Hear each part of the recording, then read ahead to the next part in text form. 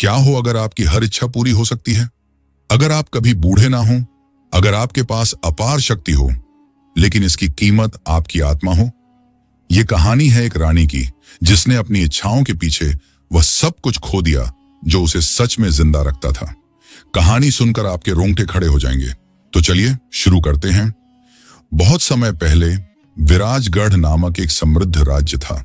वहां के राजा रणवीर सिंह वीर, न्यायप्रिय और अपने राज्य के लिए समर्पित थे। परंतु उनकी रानी वेदिका, वह सिर्फ सुंदर ही नहीं बल्कि बुद्धिमान और महत्वाकांक्षी भी थी। वेदिका चाहती थी कि उसका नाम इतिहास में अमर हो। वह चाहती थी अनंत सौंदर्य, अनंत शक्ति और असीम प्रेम। लेकिन उसे यह एहसास होता कि राजा रणवीर अपने युद्ध और शासन में इतने व्यस्त रहते हैं कि उसके अकेलेपन की कोई परवाह नहीं करता। महल में वैभव तो था, लेकिन उसके दिल में शांति नहीं थी। एक दिन महल में एक रहस्यमय साधु आया।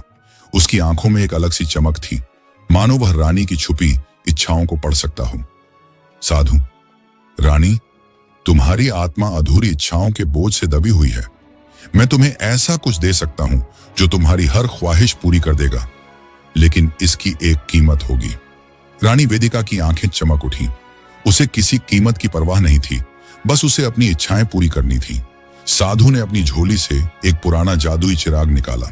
साधु, ये चिराग तुम्हारी हर इच्छा पूरी करेगा, लेकिन हर बार जब तुम कुछ मांगोगी, इसकी कीमत तुम्हारी आत्मा से चुकानी होगी। रानी ने साधु की चेतावनी को नजरअंदाज किया और चिराग ले लिया। उस रात जब पूरा महल सो रहा था, रानी ने चिराग को रगड़ा। अचानक घना काला धुआं उठा और उसमें से एक विशाल जिन्न प्रकट हुआ।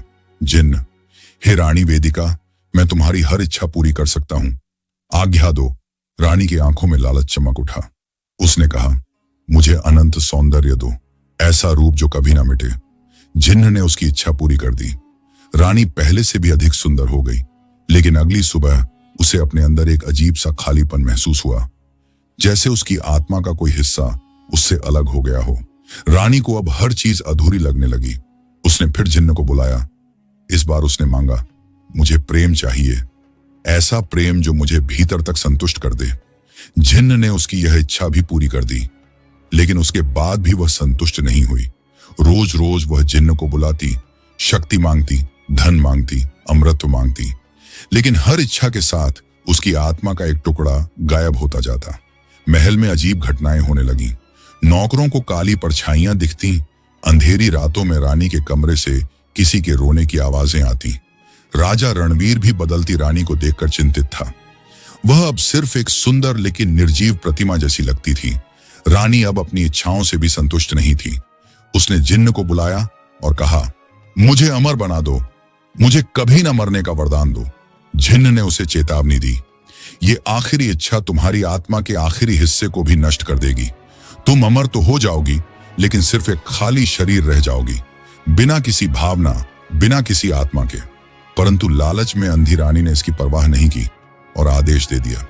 जिन्न ने उसकी इच्छा पूरी कर दी और तभी रानी ने महसूस किया कि अब वह कुछ भी महसूस नहीं कर सकती। प्रेम, न दुख, न सुख, न गुस्सा। वह बस एक जीवित शरीर थी, लेकिन भीतर से पूरी तरह खाली। महल की विलासिता अब डरावनी लगने लगी। राजा रणवीर ने महल छोड़ दिया, नौकर भाग गए और विराजगढ़ धीरे धीरे वीरान हो गया। लेकिन रानी, वह अमर थी, पर अनंत अकेलेपन में कैद। आज भी लोग कहते हैं कि विराजगढ़ के खंडहरों में उसकी परछाई दिखाई देती है। जो भी लालच के साथ वहां जाता है, उसकी कानों में धीमी आवाज गूंजती है। इच्छाएं पूरी करना आसान है, लेकिन उनकी कीमत सोच समझ कर चुकाओ। अगर इच्छाएं तुम्हें नियंत्रित करने लगी, तो वे तुम्हें भी मुझ जैसा बना देंगी, खाली, अकेला और श्रापित। तो दोस्तों, क्या यह कहानी आपको कुछ सोचने पर मजबूर नहीं करती? लालच का अंजाम हमेशा विनाशकारी होता है।